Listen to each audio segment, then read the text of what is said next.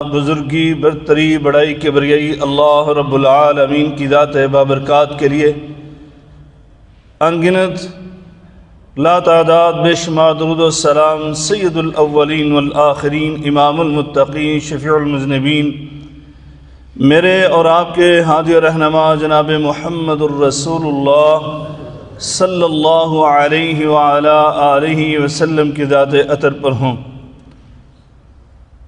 دوستو اور بھائیوں، قرآن مجید فرقان حمید اللہ رب العالمین کا وہ کلام ہے کہ جس کی عظمت کو، جس کی فضیلت کو، جس کی بزرگی اور شرف کو، جس کے مقام و مرتبہ کو اللہ رب العالمین نے اسی قرآن مجید فرقان حمید میں مختلف اسلوب کے ساتھ بیان فرمایا۔ اللہ کبھی اسے قرآن مجید کہتا ہے اور کبھی اسے قرآن کریم کہتا ہے، کبھی اللہ قسمیں اٹھا اٹھا کر اسے قرآن عظیم کہتا ہے اور کبھی اسے کتاب مبین کہا، کبھی اسے نور مبین کہا، کبھی ہدایت کہا، کبھی شفا کہا، کبھی اسے آیات اور معجزہ قرار دیا۔ المختصر، اس قرآن مجید فرقان حمید کے مختلف شمائل اور فضائل اللہ تعالی نے بیان فرمائے۔ ان میں سے آج اس خطبہ میں آپ کے سامنے صرف دو صفات بیان کرنا چاہتا ہوں۔ پہلی صفت مبارک، یہ قرآن مجید فرقان حمید بڑا ہی بابرکت ہے، اور برکت کا معنی اور مفہوم گزشتہ کسی ایک خطبے میں نے آپ کے سامنے مثال دے کر بیان کیا تھا، قرآن و حدیث کے دلائل کو پیش کرتے ہوئے کہ برکت کا معنی اور مفہوم کیا ہے۔ میرے آقا علیہ السلام نے برکت کے معنی اور مفہوم کو واضح کرتے ہوئے ارشاد فرمایا تھا کہ اگر ایک بندہ ایک نماز مسجد حرام میں بیت اللہ میں ادا کرتا ہے، وہی نماز اگر ایک نمازی دنیا کے کسی اور خطے میں ادا کرتا ہے تو میرے آقا نے برکت کا معنی واضح کرتے ہوئے ارشاد فرمایا، فضل الصلاة فی المسجد الحرام علی غیرہ 1100 رکعہ۔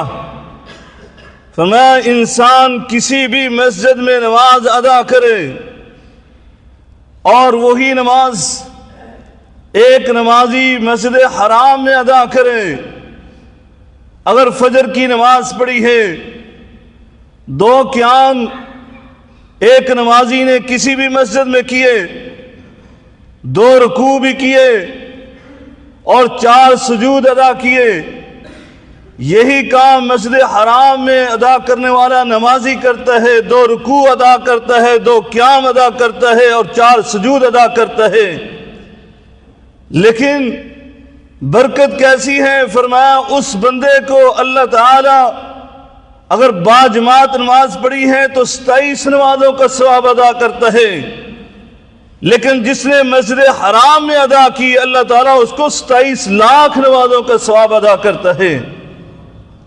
دوستو اور بھائیوں، یہ ہے برکت کا معنی اور مفہوم، اور یہ قرآن مجید فرقان حمید جس کو اللہ تعالیٰ فرماتے ہیں ہم نے آپ کی طرف یہ کتاب نازل کی مبارک بابرکت بنا کر، اور اس کی برکت کیسی ہے؟ اللہ تعالیٰ کہتے ہیں قرآن مجید فرقان حمید کو پڑھو، آپ کو سمجھ آ جائے۔ فرمایا بسم اللہ الرحمن الرحیم حامیم والکتاب المبین انا انزلناہ فی لیلۃ مبارکہ انا انزلناہ فی لیلۃ مبارکہ انا کننا منذرین۔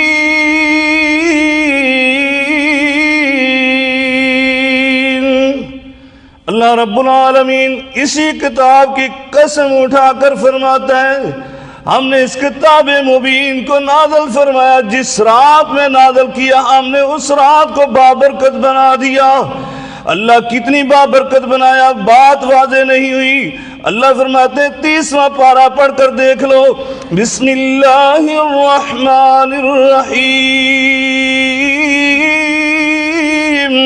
انا انزلناہ فی لیلۃ القدر وما ادراک ما لیلۃ القدر لیلۃ القدر لیلۃ القدر خیر من الف شہر تنزل الملائکۃ والروح فیہا بإذن ربہم من کل امر سلام ہی حتی مطلع الفجر۔ اللہ تعالیٰ فرماتے ہیں اس قرآن مجید کو ہم نے ایسا بابرکت بنایا، رات کی نسبت اس کے ساتھ جڑ گئی، ہم نے اس کو بابرکت بنا دیا۔ اللہ کتنا بابرکت بنایا، فرمایا لیلۃ القدر خیر من الف شہر، ہم نے ایک رات کو 1000 مہینوں کی راتوں کے برابر نہیں بلکہ اس سے افضل بنا دیا۔ ایک بندہ 1000 مہینہ اس کی راتوں میں عبادت کرتا ہے، ساری رات قیام رکوع سجود تلاوت قرآن ذکر و اذکار کرتا ہے، صدقہ و خیرات کرتا ہے، سارے کام کرتا رہے۔ فرمایا وہ 1000 مہینے کی عبادت ایک سائڈ پر، صرف لیلۃ القدر جس رات میں یہ بابرکت قرآن نازل ہوا، ہم نے اس کو اتنی برکت والی رات بنا دیا کہ اس رات میں عبادت کرنے والا خیر اس سے کہیں گنا زیادہ بہتر اور افضل ہے۔ دوستو اور بھائیو، یہ بابرکت کتاب اللہ نے ہمیں عطا کی، اس کی برکت حاصل ہوتی ہے اس کی تلاوت کرنے سے۔ میرے آقا علیہ الصلوۃ والسلام نے فرمایا تھا کائنات کی کوئی کتاب ایسی نہیں جس کے متعلق کسی بھی انسان نے اور خصوصاً نعت کے وحی نے اللہ تعالیٰ کی وحی کے ساتھ یہ بشارت سنائی ہو۔ کائنات کے اندر کوئی ایسی کتاب نہیں آئی، لیکن یہ خیر و برکت اور بھلائی کا سرچشمہ کتاب، اس کے بارے میں میرے آقا علیہ الصلوۃ والسلام نے فرمایا تھا من قرأ حرفا من کتاب اللہ فلہ الحسنہ والحسنۃ بعشر امثالہا۔ میرے آقا نے فرمایا جو بندہ اس قرآن مجید کا ایک حرف پڑھ لیتا ہے، ایک حرف، ایک پارہ نہیں، ایک سورت نہیں، ایک رکوع نہیں، ایک آیت نہیں، میرے آقا نے ایک جملے کے بارے میں بھی نہیں کہا تو کیا؟ من قرأ حرفا من کتاب اللہ، جو اس بابرکت کتاب کا ایک حرف پڑھ لیتا ہے، میرے آقا فرماتے ہیں اللہ تعالیٰ اس کو ایک نیکی عطا فرماتا ہے جو 10 نیکیوں کے برابر ہوتی ہے۔ اللہ اکبر۔ پھر میرے آقا نے فرمایا ولا اقول الف لام میم حرف، میں یہ نہیں کہتا الف لام میم حرف ہے، ولیکن اقول، بلکہ میں یہ کہتا ہوں الف لام میم حرف یہ جملہ ہے، جملہ الف حرف ولام حرف ومیم حرف۔ الف علیحدہ حرف ہے، لام ایک الگ حرف ہے، میم ایک علیحدہ حرف ہے۔ فرمایا جو بندہ اس کلمے کو پڑھ لیتا ہے اللہ اس کو 3 نیکیاں عطا فرماتا ہے جو 30 نیکیوں کے برابر ہوتی ہیں۔ دوستو اور بھائیو، یہ ہے وہ بابرکت کتاب جس کی تلاوت کرنے سے آپ کو خیر و برکت حاصل ہوتی ہے۔ آپ اپنی دکان پر بیٹھ کر، آپ اپنے گھر میں بیٹھ کر، آپ اپنے محلے کی مسجد میں بیٹھ کر اس قرآن کی تلاوت کرتے ہیں، اللہ تعالیٰ آپ کو اس کا اجر و ثواب بھی عطا کرتا ہے اور اس کی خیر و برکت بھی عطا فرماتا ہے۔ میرے آقا علیہ الصلوۃ والسلام نے اس قرآن کی خیر و برکت بیان کرتے ہوئے ارشاد فرمایا تھا، تم میں سے کون ہے جو اس قرآن کے 10 پاروں کو پڑھ کر سویا کرے؟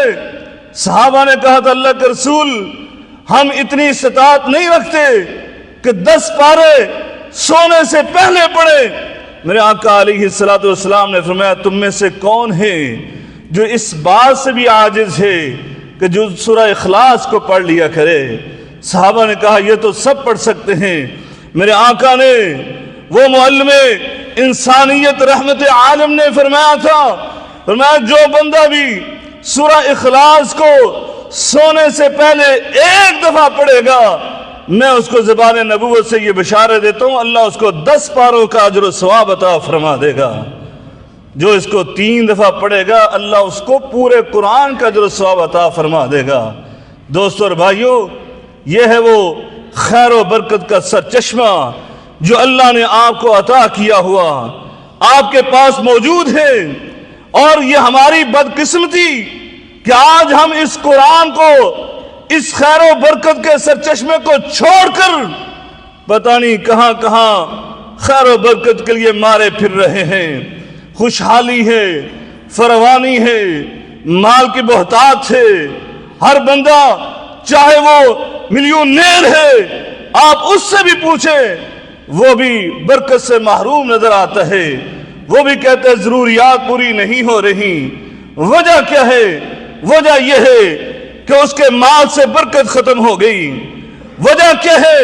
صاحب اولاد اپنی اولاد سے مستفید نہیں ہو رہا، اس کی خدمت سے محروم ہے۔ وجہ یہ ہے 5-5 6-6 بیٹے ہونے کے باوجود وجہ صرف اور صرف یہ ہے کہ خیر و برکت سے محروم ہے، اس کی اولاد میں برکت نہیں ہے، اسی طرح اس کے گھر بار میں خیر و برکت نہیں ہے۔ وجہ یہی ہے کہ آج قرآن مجید فرقان حمید سے تم نے رخ موڑ لیا۔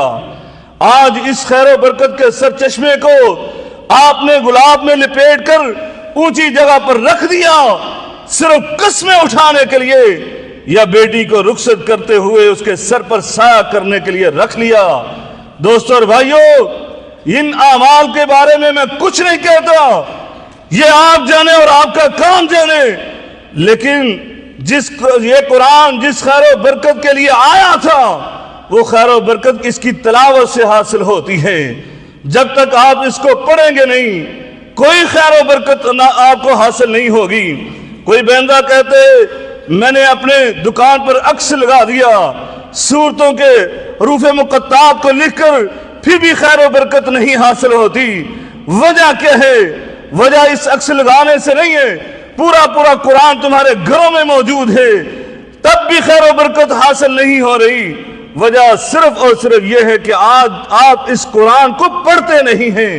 پڑھتے تو آپ کو پتہ چلتا۔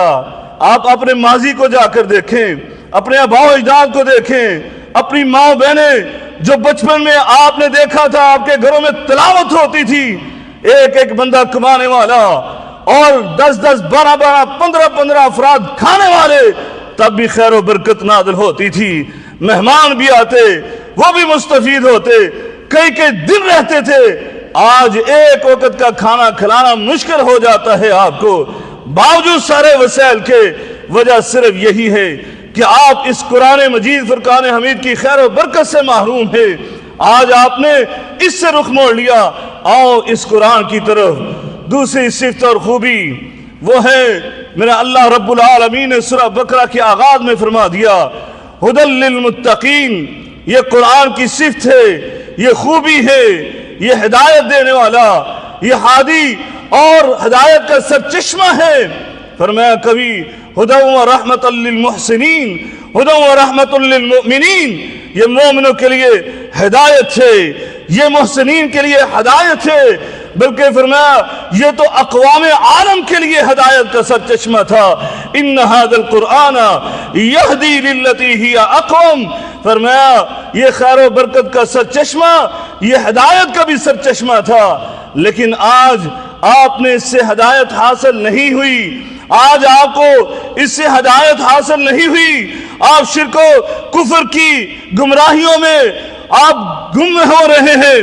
آپ ضلالت اور گمراہی اور بدعات و خرافات کی دلدل میں پھنسے ہوئے ہیں، باوجود اس کے کہ صاحب قرآن نے کہا تھا یہ قرآن تو ایسا ہے کہ جس بندے نے اس کے ساتھ تعلق جوڑ لیا یہ اس کو ہدایت اور رہنمائی دکھاتا ہے، بلکہ وہ کبھی گمراہ ہو ہی نہیں سکتا، کیونکہ ایک سرا اگر اس انسان کے ہاتھ میں ہے تو دوسرا اس کا سرا جو ہے اللہ کے ہاتھ میں ہے. یہ اللہ کی رسی ہے، اور اللہ کی رسی کو جس نے مضبوطی سے تھام لیا وہ کبھی بھی وہ ناکام اور نامراد اور گمراہ نہیں ہو سکتا.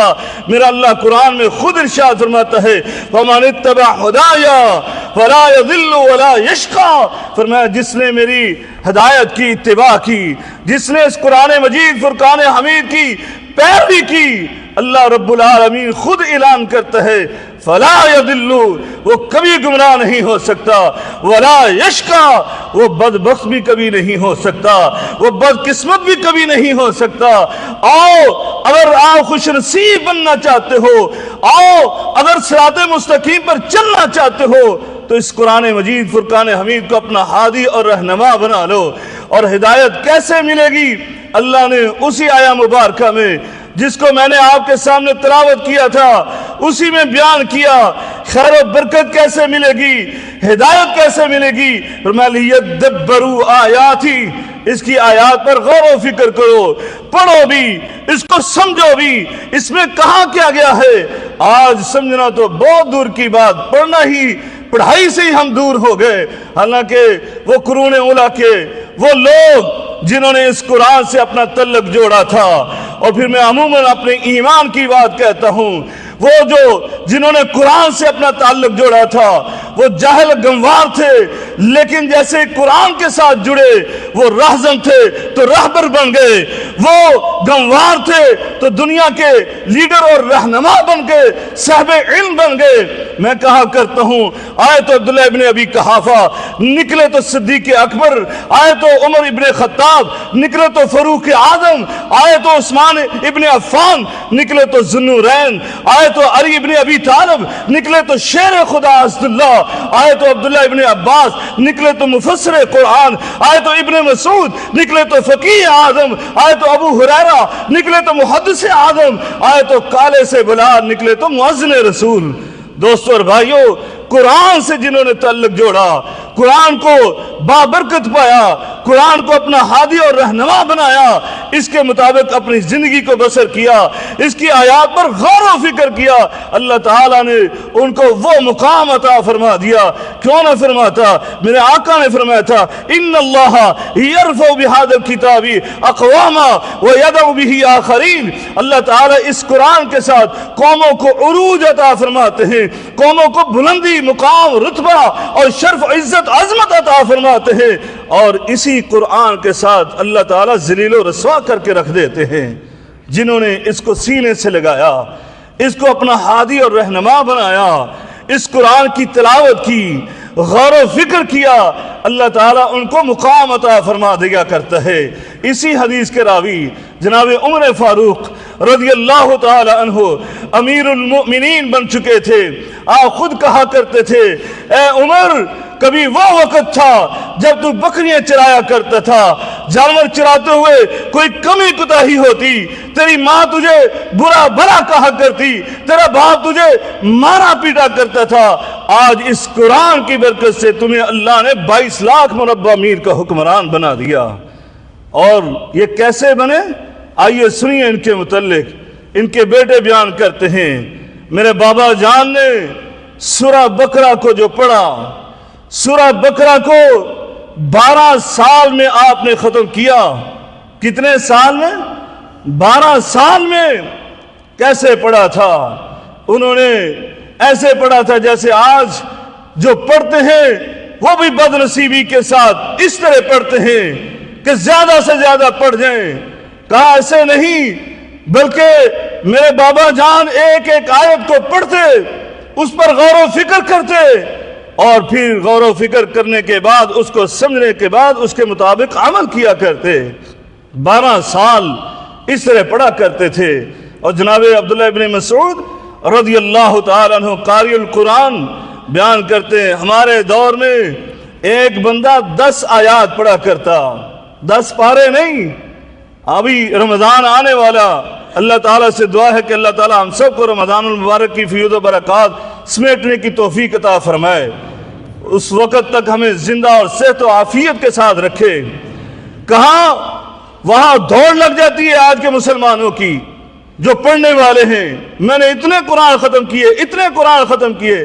کہ ایسے نہیں، ہمارے دور میں ایک بندہ 10 آیات پڑھا کرتا، پھر اس کو سیکھا کرتا تھا، اس کے معانی اور مفاہیم کو سمجھا کرتا تھا، پھر اس کے مطابق عمل کرتا اور پھر اگلا سبق درس شروع ہوتا تھا. آج ہماری حالت کیا ہے؟ اس طرح پڑھنا تو بہت دور کی بات ہے، غور و فکر کرنا تو بہت دور کی بات ہے. آج قرآن کو کھول کر بھی نہیں پڑھتے. دوستو اور بھائیو، آئیے صحابہ کی طرح، قرون اولیٰ کی طرح پڑھیے. جناب ابو الحسن بصری، امام حسن بصری رحمہ اللہ تعالیٰ فرمایا کرتے، جب ان کے سامنے یہ بات کہی جاتی فلاں نے اتنے پارے پڑھ لیے، فلاں نے اتنا قرآن پڑھ لیا، اور لوگ اتنی جلدی میں پڑھ رہے ہیں، تو آپ کہا کرتے تھے اگر انہوں نے قرآن کو اس انداز سے پڑھا جیسے تم بیان کر رہے ہو، میں اللہ کی قسم اٹھا کر کہتا ہوں نہ وہ قاری ہیں، نہ وہ ایمان والے ہیں، نہ وہ قرآن والے ہیں، بلکہ ایسے تو منافق تلاوت کیا کرتے ہیں. ایسے ایمان والا تلاوت نہیں کرتا. ایمان والا تلاوت کرتا ہے تو وہ غور و فکر کے ساتھ کرتا ہے.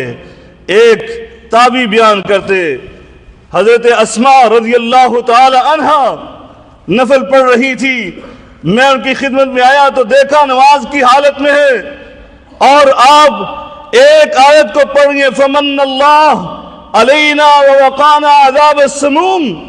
اس آیت کو پڑھ رہی ہے. کہا میں اپنے سوال پوچھنے کے لیے آیا تھا، اور یہ اماں جان اسی آیت کی تلاوت کر رہی ہیں. یہاں تک کہ مجھے ایک کام تھا، میں نے کہا وہ کام کر کے آتا ہوں، یہ نماز سے فارغ ہو جائیں گی. میں بازار سے وہ کام کر کے آیا، واپس آیا تو وہ اسی آیت کو پڑھ رہی تھی. دوستو اور بھائیو، میرے آقا علیہ السلام کے بارے میں سیدنا ابو ذر غفاری رضی اللہ تعالیٰ نے بیان کرتے، میرے آقا ایک رات قیام کرنے لگے، اور قیام آپ نے طویل کیا حتیٰ کہ فجر کی اذان ہونے لگی، لیکن میرے آقا ایک ہی آیت کو پڑھتے رہے، ان تعذبہم فإنہم عبادک وان تغفر لہم فإنک انت العزیز الحکیم. اے اللہ، اگر تو ان کو عذاب دیتا ہے تو تیرے ہی بندے، اگر تو معاف کر دیتا ہے تو تجھے کون پوچھنے والا، تو غفور الرحیم ہے. میرے آقا نے ساری رات اسی آیت کی تلاوت وہ کرتے رہے قیام میں. دوستو اور بھائیو، یہ صاحب قرآن ہیں جن پر قرآن نازل ہوا، جنہوں نے قرآن کو لوگوں کو سمجھایا، ان کی تلاوت کا یہ حال، اور ہماری تلاوتوں کا حال کیا ہے؟ اللہ تعالیٰ سے دعا ہے اللہ تعالیٰ ہمیں قرآن پڑھنے، سمجھنے، اس پر عمل کرنے کی توفیق عنایت فرمائے. وآخر دعوانا الحمدللہ رب العالمین.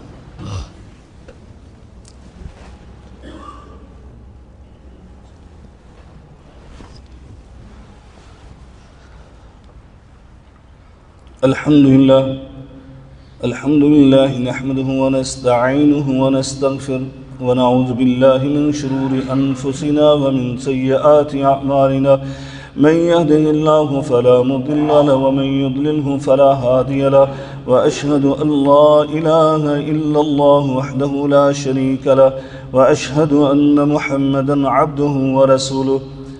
دوستو اور بھائیو، میرے آقا علیہ السلام نے فرمایا تھا خیرکم من تعلم القرآن وعلمہ. تم میں سے بہترین وہ انسان ہے جو قرآن کو سیکھتا ہے اور پھر اس کو سکھاتا ہے. یعنی تم میں سے بہترین یہ کون کہہ رہا ہے جو اس کائنات کا سب سے بہترین انسان؟ بعد از خدا تو ہی قصہ مختصر، اللہ کے بعد کسی کا مقام تو وہ جناب امام الانبیاء کا۔ وہ ارشاد فرما رہے ہیں تم میں سے بہترین وہ آدمی ہے کہ جو قرآن کو پڑھتا اور پڑھاتا ہے، سیکھتا اور سکھاتا ہے۔ لہذا اس قرآن کے ساتھ اپنے آپ کو جوڑ لیجئے، قرآن کو پڑھیے، قرآن کو سیکھیے۔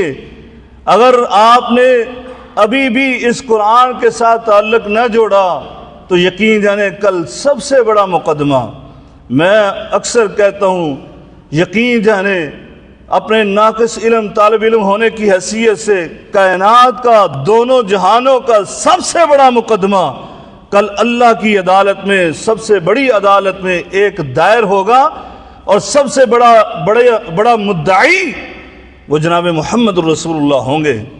اور مدعا علیہ پتہ کون ہوں گے؟ کافر نہیں ہوں گے، مشرک نہیں ہوں گے۔ کون مدعا علیہ ہوں گے؟ جن کے اوپر دعویٰ کیا جا رہا ہوگا۔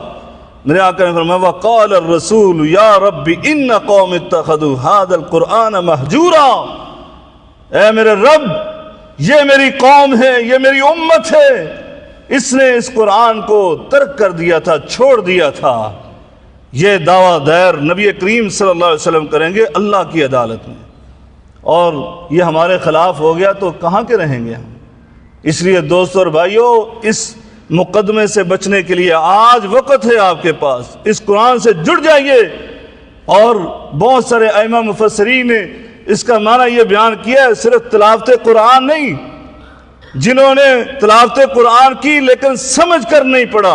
امام شوکانی رحمۃ اللہ علیہ اپنی تفسیر میں لکھتے ہیں جنہوں نے قرآن کو سمجھ کر نہیں پڑھا انہوں نے بھی قرآن کو چھوڑ دیا ہے، ترک کر دیا ہے، کیونکہ جب اس کے مطابق عمل نہیں کریں گے تو فائدہ کیا ہے؟ اس لیے اس کے مطابق عمل کرنا ہے تو ظاہری بات ہے اس قرآن کو سمجھنا پڑے گا۔ لہذا دوستو اور بھائیو، اس کو سمجھنے کے لیے کوشش کیجئے۔ الحمدللہ ہم مرکز دعوت الجالیات کے پلیٹ فارم سے ہمیشہ یہ دعوت دیتے رہے ہیں اور دے رہے ہیں، اور ابھی بھی ہماری ایک کلاس یہ مسجد عبداللہ العجیل میں چل رہی ہے ہر جمعرات کو، فہم قرآن کے نام سے، انتہائی آسان طریقے سے۔ جو اردو جانتے ہیں طبقہ ان کے لیے انتہائی آسان طریقے سے اب ہماری کلاس اٹینڈ کریں اور پھر دیکھیں، اگر آپ کو مشکل لگے تو چھوڑ دیجئے، لیکن آئیے تو صحیح۔ اور قرآن تو مشکل ہے نہیں، وَلَقَدْ يَسَّرْنَا الْقُرْآنَ لِلذِّكْرِ فَهَلْ مِن مُدَّكِرٍ۔ دوستو اور بھائیو، اس کلاس کو اٹینڈ کیجئے، قرآن کو سمجھیے۔ کل کو آپ کے لیے یہ آپ کے اوپر حجت ہوگی کہ آپ کے پاس یہ دعوت دی گئی اور آپ نے پھر بھی اس کو اختیار نہیں کیا ہے، تو پھر فلا یلومن الا نفسہ، وہ بندہ اپنے آپ کو ہی ملامت کرے۔ لہذا آئیے ہماری اس دعوت میں شریک ہو جائیے، اللہ تعالی ہم سب کو اس کی توفیق عطا فرمائے۔ ان اللہ وملائکتہ یصلون علی النبی یا ایھا الذین آمنوا صلوا علیہ وسلموا تسلیما اللهم صل علی محمد وعلی آل محمد کما صلیت علی ابراہیم وعلی آل ابراہیم انک حمید مجید اللهم بارک علی محمد وعلی آل محمد کما بارکت علی ابراہیم وعلی آل ابراہیم انک حمید مجید اللهم إنك عفو تحب العفو فاعف عنا اللهم اعز الإسلام والمسلمين وأذل الشرك والمشركين ودمر على أعداء الدين يا حي يا قيوم برحمتك نستغيث ربنا اغفر لنا ولإخواننا الذين سبقونا بالإيمان ولا تجعل في قلوبنا غلا للذين آمنوا ربنا إنك رؤوف رحيم ربنا آتنا في الدنيا حسنة وفي الآخرة حسنة وقنا عذاب النار وربنا تقبل منا إنك أنت السميع العليم وتب علينا إنك أنت التواب الرحيم وصلى الله تعالى على خير خلق محمد وعلى آله وصحبه أجمعين برحمتك يا أرحم الراحمين.